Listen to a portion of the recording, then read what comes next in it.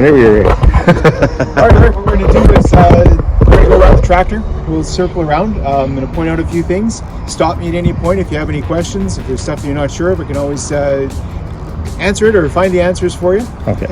So at the front of the tractor, your tractor came equipped with the 2-lever quick coupler.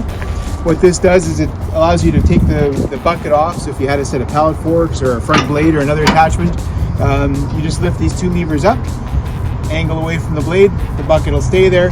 You drive up to the next piece of equipment, angle into it, put the 2 levers down, you're back in business, ready to go with a set of forks or, like I said, whatever else you have on there.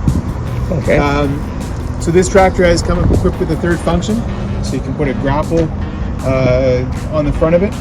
So when you do that, you're going to have the hoses from your grapple are going to plug into these 2. That's going to allow the third set of functions, because your loader typically has the up and down and the curling of the bucket, and now you're also going to be able to add the grapple to it so that you can have 3 different functions on it. Right on. And that's coming yet? That's on its way. Up front here you have the plug for the differential, so you can do your check and your fill there. So that's nice and full, right where it's supposed to be. It sort of snaps into place there. You've got a grill guard on here, so if you do drop some stuff off the front of the bucket or the grapple, it's going to protect you a little bit. And that does fold forward. And they're nice and stiff. There we go. There you go.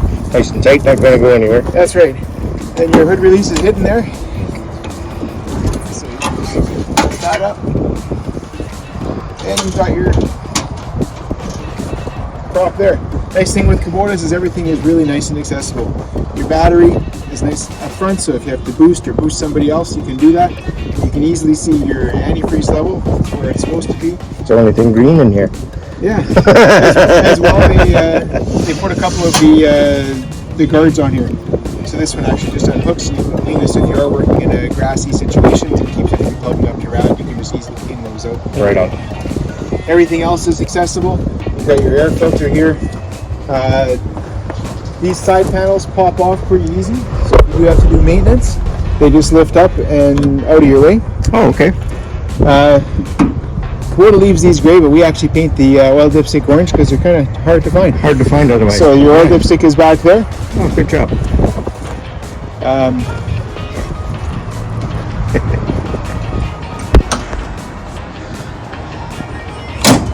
Don't forget to put the grill guard back, because if you do forget and you start playing with the loader, you're going to hook onto this, and then you're going to have a bent grill guard, and you're going to be coming back to me.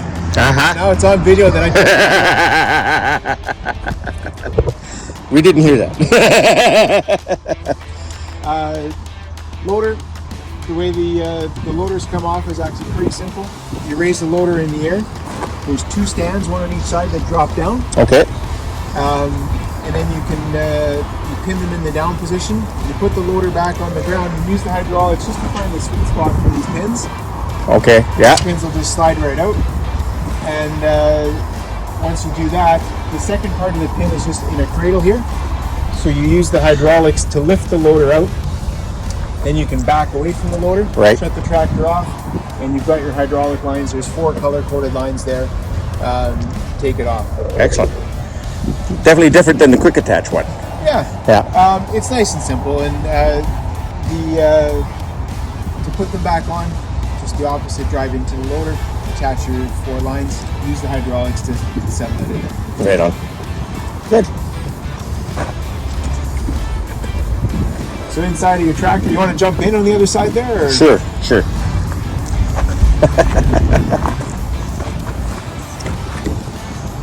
You want me to read in? Sure. All right. So the other thing I tell every customer who buys a Kubota cab tractor is these doors are made out of glass. It's a pretty obvious fact. Yes. Until you're standing at the parts counter waiting for a new door, because you forgot to close it and you drove into something. So that's another thing I got on video. What's that worth? They're actually not too bad. They're under $1,000, I think. Oh, okay. All right. I was thinking half the value of the tractor type thing. But the common mistake people make is, especially that door, because that's what you get out of all the time. Yeah. You leave it open because you're jumping in and out and you're trying to do something and you're leaving it open. You're just going to move the tractor a few feet and you didn't realize that there was something sitting there, and and all of a sudden you hit it, and then you're going, hey, Randy, remember you told me? Yeah. I'm here. I got open venting now. Pretty much. So, okay, so just going around the inside of the tractor here. You got your HST pedal, which is just your forward and reverse. You can either do reverse by putting your heel on there, or you can actually put your foot underneath there and pull it up as well, whichever is more convenient for you. And that's different than the BX, because the BX, there was actually a piece that was in between. You could actually rest your foot on that. Yeah. Like on the whole. That's kind of neat. Yeah, they're pretty comfortable. I guess. This is your tilt steering. Okay. Just like the big trucks. Yeah. So this is your loader control. So the only difference that you're going to have from stock is that you do have your third function on here. Right. So that's going to be controlling that grapple once you have that grapple. Okay. This one here is your cruise control. So if you put your pedal down and you want to drive over to the neighbor's yard and you don't want to leave or if you're mowing grass, that kind of thing, where you just want to keep at a steady speed, sure, you can put the cruise control on. Okay. This is your 3-point hitch lift and lower. So the 3-point hitch, that is a stopper here as well. So if you knew that you never wanted to put that implement right down to the ground, you can just leave it there. And it's going to stay there, so you can repeat the same setting. Okay. If you do ever add rear hydraulic remotes to the tractor, that's where the two levers would go. Okay. On the floor, or between your legs here, you've got your 2-wheel drive, 4-wheel drive. So the split in the tractor is your 2-wheel drive. The 4-wheel drive is connected. Right. Okay.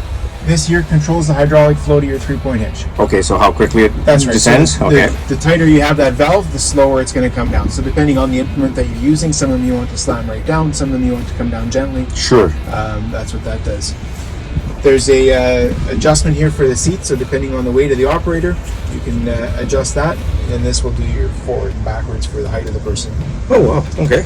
This one here is your differential lock. All right. So if you are stuck, put your heel on it, come to a stop, put your heel on it, use the two wheels locked together to drive out of the hole, and then release it. Okay. Excellent. On the other side here, you've got your PTO controls. So this tractor does come equipped with a front and mid and rear PTO.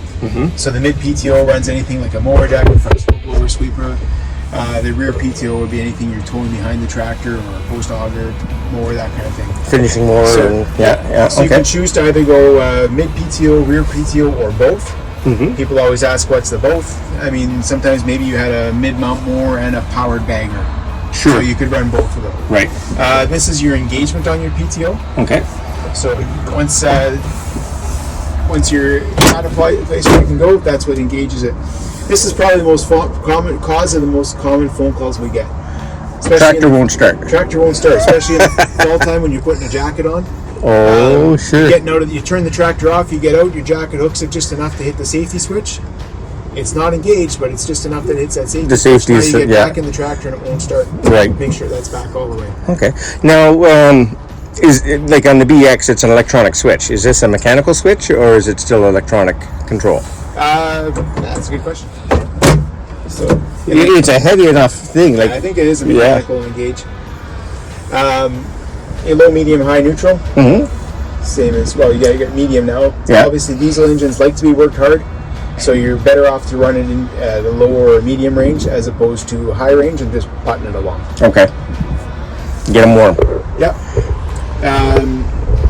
On your dash here, you've got your RPM control and your lights. And on this side, you've got your wipers, front and rear wiper. This will do your signals, your hazard lights, and your headlights. You got a horn on this one. Apparently. So there's your hazard lights. That's the horn. That's the horn. Okay. So other than that, that's basically the inside of the tractor. They do come pre-wired for a stereo. The stereo plate is right here. The wires run right up to there. So if you order the Kubota stereo, it'll plug right in. Okay. If you go and buy a inexpensive stereo somewhere else, you'll just have to stick the wires and hardwire it yourself. Your heat and air conditioning controls are up here. Right. There are multiple ducts throughout the tractor, which you can adjust to depending on how you want the airflow. You've got rear ventilation, back window does open. Okay. So if you do get, especially in the wintertime, we find that people, if they're moving snow and stuff like that, the heat in the tractor is enough that you want to actually open that back window sometimes and air it out. Right. Close the door.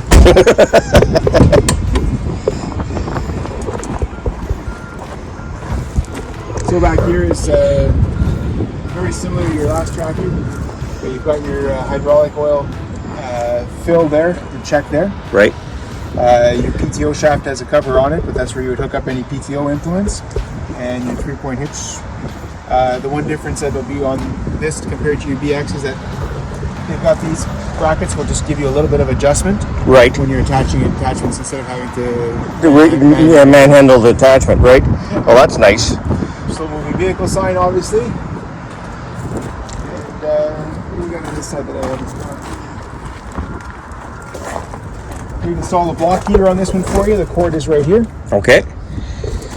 And that's basically the walk around on it. Any questions?